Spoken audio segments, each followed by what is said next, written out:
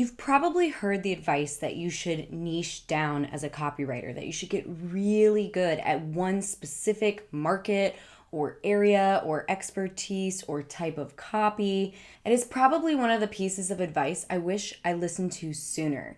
Because as soon as I niched down, it became a lot easier for me to bring on high quality clients. So it's a wonderful piece of advice, but what do you do if you've picked a niche and you suddenly realize, crap, this is not the niche for me? So real quick, I'm Sarah Turner. I'm a freelance medical copywriter and copywriting mentor. And I want to talk with you today about what to do if you find yourself kind of going down the path, or, maybe it's been a few years and you're feeling a little burnt out and sick of your niche. What do you do in order to change your niche? And how do you set yourself up for success? So, what do you do when you realize that maybe the niche you've been writing in or starting to write in is not the niche for you? And this can happen to newbie copywriters who are just starting out, and it can also happen to seasoned copywriters. Maybe you've been writing for a few years and you're sick of writing in your niche. Either way, it's really not that big of a deal, and I have a lot of tips for you so that you can make this transition more smoothly. But first, I want to address the newbie copywriter, because picking a niche is super important. Not only does it give your business focus, meaning when you're doing client acquisition and you're building a name for yourself in your industry, it's giving you focus so that you can build a reputation and build a skill set so much more quickly, right? But the other thing that's a benefit of having a niche is that you get to speak to your ideal clients more quickly. Obviously, people would like to work with an expert, somebody who really knows their market, their industry, much more than a generalist. So those are generally some of the pieces of advice around picking a niche in the first place. Now, I always tell people it is totally okay to pick a broader, more general niche and then to niche down over time. So for example, I started in health and wellness, and then over time I niched down, and now I mostly write in about keto and the gut, and I usually write for doctors, but some e-commerce brands. So that is absolutely an option. You can always start in a broader niche and niche down. So back to our main big problem at hand though. What do you do when you're kind of going down a path and you think, oh crap, I don't want to be going this direction anymore. I want to actually go into an entirely different niche. How do you make the switch? Well, first things first, don't panic. So many people have done this, and it's really not as big of a deal as you might think it is. What I want to encourage you to do is to think about why it is you want to switch niches, because sometimes people do think about switching niches a little prematurely, especially if you're a newbie. So ask yourself a few questions. Why is it that I think this just isn't the niche for me? Is it because I'm not finding ideal clients? Because that actually might be a problem with your client acquisition process, and it might not be that you don't really like the niche. Or have you been writing in this niche and every time you sit down to write, you find a lot of resistance? If you're new, it can also just be because you're new, and anytime we start a new task or a project or a skill set, it can be overwhelming and intimidating. So as long as it's not those two things and you discover that you genuinely want to pick niches, and obviously if you've been doing this a while and you're sick of your niche, you really, really don't need to overhaul everything you've done. And you're definitely not starting from scratch, so don't beat yourself up. So you've probably already put a website in place, and you've probably already created a portfolio. Now here's the thing. You don't necessarily need to call out that you're switching your niche. It's not something that you need to do. It's not like a big rebranding and a launch and an announcement. You don't need to do all of that. You can actually just test the waters. So this brings me to option one. You can gradually ease into your new niche, and you can kind of leave everything that you've set up on its own. And as you're doing your client acquisition process, you can simply explain it. I have actually done this. When I was first starting out and deciding who I wanted to write for, I would say, this is the industry I used to serve, and now I'm moving more into this space, but it didn't really come up unless they asked to see a portfolio piece. So I want to encourage you to not stress out about it too much. Here's the thing. If you can write great copy, even if it's not in a particular person's niche, they still might be willing to work with you. Now, it's not nearly as effective, but it definitely doesn't mean that they are not willing to look at what it is you have to offer. So consider doing a little client outreach and not really calling attention to it. Now, this is something that makes a little bit more sense if your niches are somewhat adjacent. But again, I have written for restaurants, I have written for dog products, and more often than not, people don't always look at your portfolio pieces as closely as you might think. So try and ease your way in to this new niche.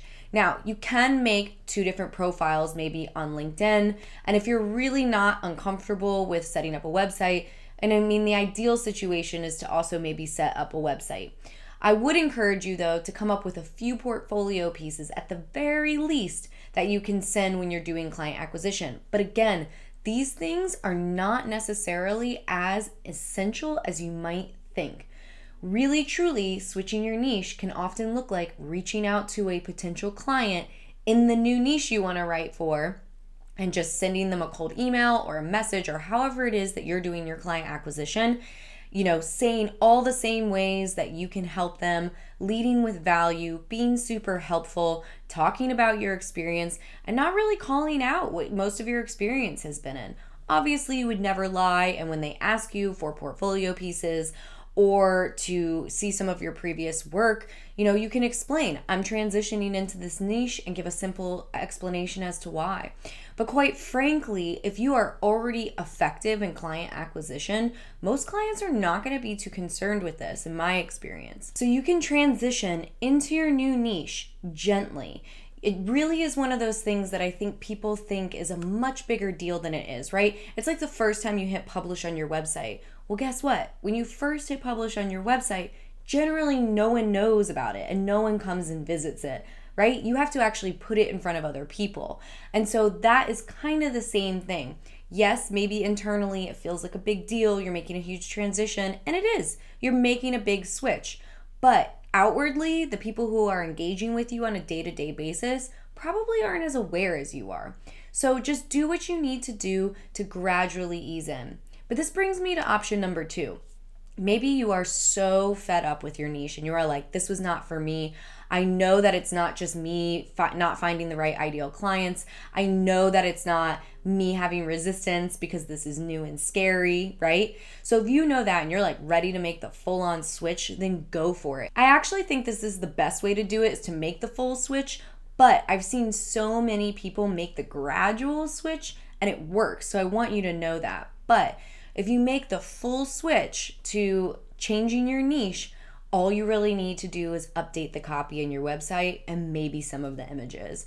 And yes, it will take a while for SEO to start working, but it's still going to be so much less of a transition than you're probably guessing right now. And this is the thing, it won't be your first rodeo. This won't be the first time you've done this. So it's not like you're starting from scratch, right? You really just have to rewrite the copy to target your new ideal client and tweak some of your outreach processes. Start finding new people in this new niche. And quite frankly, it can be really exciting. And sometimes switching niches is what unlocks the energy that was maybe missing from your life, maybe missing from your day-to-day work. I want to add that just because you're switching niches doesn't mean you need to ditch your old clients. Sometimes you can hang on to those clients until you feel ready to either raise your rates or until you feel comfortable in this new niche. So this is something that I see people get really freaked out about a lot, and I want to reassure you that switching niches is really not as crazy as it seems. All it really means is that it's going to be a shift in your focus. That is the biggest thing that happens when you pick a niche, because you're the boss, right? You are in charge. When you're a freelancer, you are driving this ship. You get to decide who you reach out to, who you want to work with, and that is really what your niche is all about. Yes, having a niche makes research better, faster. Your writing's probably going to be faster. But all of these things are side benefits that just come from hanging out in that niche for a while. So don't stress out, don't panic, take a deep breath. Remember that we tend to make things a bigger deal in our minds than they are in reality. I know I do. And just remember that you've already built a rock solid foundation until this point, and you've got a ton of knowledge to fall back on. So you're gonna be okay. And it's sometimes the thing that's missing, truly. Look, switching niches is exciting, and sometimes it's the thing that's missing. Also, so many other copywriters have switched niches before. So reach out to copywriters in your own copywriting community and ask them what it was like. You know, this is one of those things that I know is going to take you one step closer to fully owning the boss that you are and making this career choice something that's super fulfilling, because that's really why we're here, isn't it? Some people in my community joke that you don't pick your niche, but your niche picks you. So it's okay to kiss a few frogs and to see what's out there to find your prince of a niche. And it is so worth doing it, because I promise when you are writing in a niche that is in alignment with your values, it is so much more powerful even than the wonderful potential for earning a ton of money as a copywriter. It is so much more powerful for the motivation and the energy to get up excited every day to do the work that you do. So I hope this helps. Go ahead and hit that thumbs up button if it does. And of course, don't forget to subscribe, and I would love to hear from you in the comments. You guys have the best ideas for your videos. Thank you so much for being here. Bye guys.